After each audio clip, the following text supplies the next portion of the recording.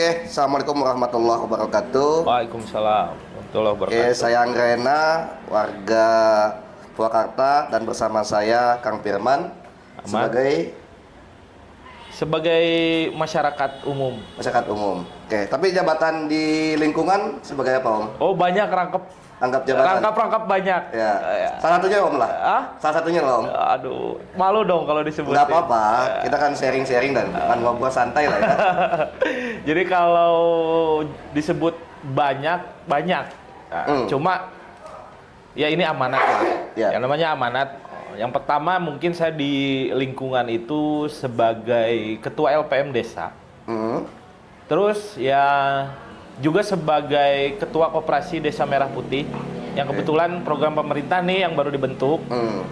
Terus juga ya alhamdulillah dipercaya juga sebagai sekretaris RW di lingkungan perumahan saya. Juga ya walaupun nggak agamis banget ya, nggak alim-alim lah. Alhamdulillah juga dapat kepercayaan tuh jadi sekretaris DKM. Ya itulah. Mesti banyak ya? Banyak kan? Jadi malu nih. Tapi saya tertarik nih.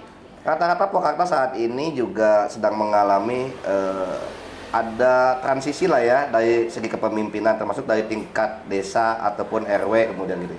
Nah, Om sendiri kan memang saat ini menjadi ketua LPM desa.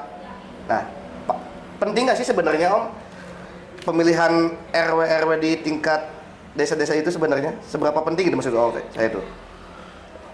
Nah, kalau nanya seberapa penting atau enggaknya, jelaslah bahwa RW ini kan bentuk organisasi yang mana ini sebagai LKD ya, lembaga LKD itu singkatannya? Lembaga Kemasyarakatan Desa lah ya, Lembaga Kemasyarakatan Desa. Yang mana fungsi dari LKD sendiri itu kan memang tujuannya sebagai partner lah dari seorang kepala desa. Karena kalau kita berbicara skup desa itu kan luas. Ya, makanya betul. Perlu itu dibagikan LKD itu ada yang namanya kepala dusun. Satu dusun ada juga yang megang beberapa RW.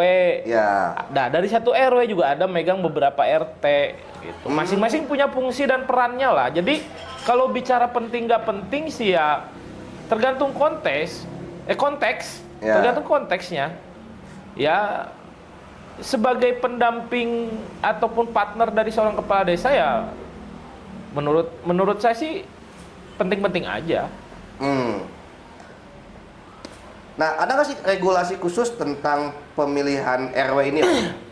Dan termasuk mungkin sosok yang ideal untuk memimpin di tingkat RW itu sosok yang seperti apa gitu, sehingga nanti masyarakat juga bisa memahami, oh ini nih yang cocok bukan? Nah, kalau regulasinya sendiri itu jelas ya. Biasanya kalau untuk ke RW-an ini sebagai LKD jelas itu kayaknya ada di Permendagri atau di Kemendes atau juga ya mungkin secara aturan-aturannya juga tertuang di Perbub. Dan ya kalau berbicara hierarki hukum ya jelas lah itu kan peraturan-peraturan itu kan pasti punya turunan ya dari betul. Kemendes, Permendagri, Kemendes, dari Perbub. Nah, ya barangkali juga di masing-masing desa ada rule-nya, gitu. Ya itu di situ jelas pasti ada regulasi terkait gimana sih sosok seorang RW ini kita pilih atau kita tunjuk, gitu. Nah kalau berbicara ideal karena ini bentuknya sukarela ya, kemasyarakatan lah ya.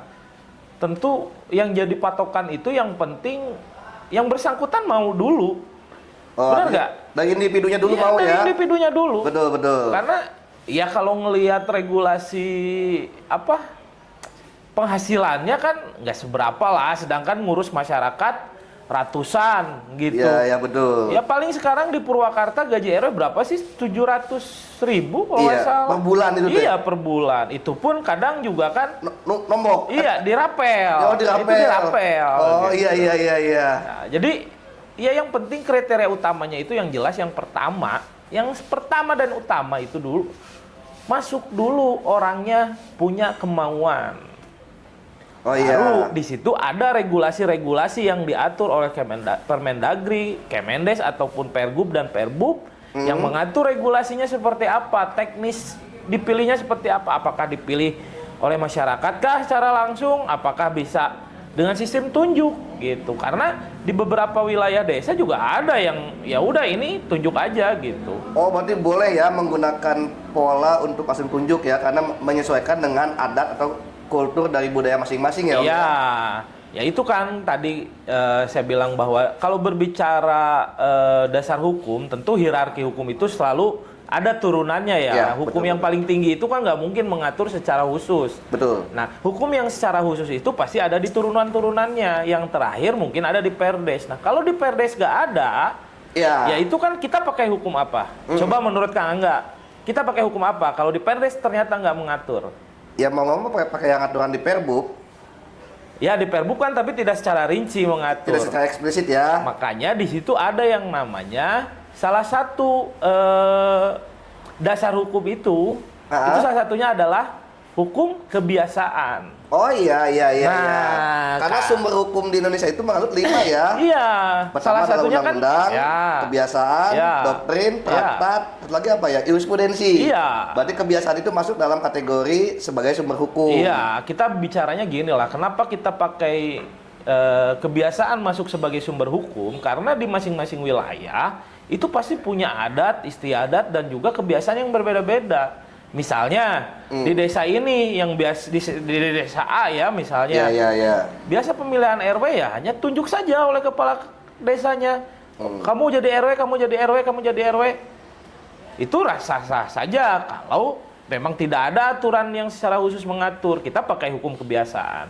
Tapi ada juga di desa yang misalnya kebiasaannya ya udah kita pemilihan secara langsung saja. Silakan masyarakat mencalonkan diri, lalu buat regulasinya seperti apa. Langsungnya itu biasanya apakah one man one vote apa hanya perwakilan misalnya kepala keluarga atau gimana gitu? Karena saya kebetulan nggak tahu. Nah, kalau berbicara di Purwakarta, kita kan tinggal di Purwakarta nih ya. Kalau berbicara di Purwakarta dan kebetulan di lingkungan desa saya itu jelas yang dipakai adalah Perbub. Saya lupa tuh Perbub nomor berapa kemarin waktu saya sosialisasi. Kebetulan saya sekarang jadi lagi panitia pemilihan RW kan. Mantap Gitu. ya. Makanya pas banget nih kalau kita ngobrolin ini. Ya. Intinya saya mensosialisasikan aturan yang kita pakai itu dasarnya adalah Perbub. Nah, karena di desa tidak ada. Nah, di Perbub yang mengatur itu regulasinya yang pertama memang pemilihan secara langsung. Iya. Tapi yang kedua itu juga bisa dilakukan dengan musyawarah yang dilaksanakan dan dihadiri oleh perwakilan kepala keluarga di setiap masing-masing wilayah. Tapi kan konteksnya melebar nih. Betul.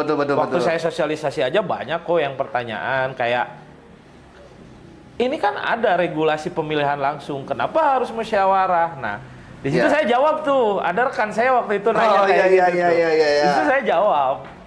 Loh, oke, pemilihan secara langsung, tapi tidak ada aturan yang di bawahnya mengatur bagaimana regulasi pemilihan langsung ini.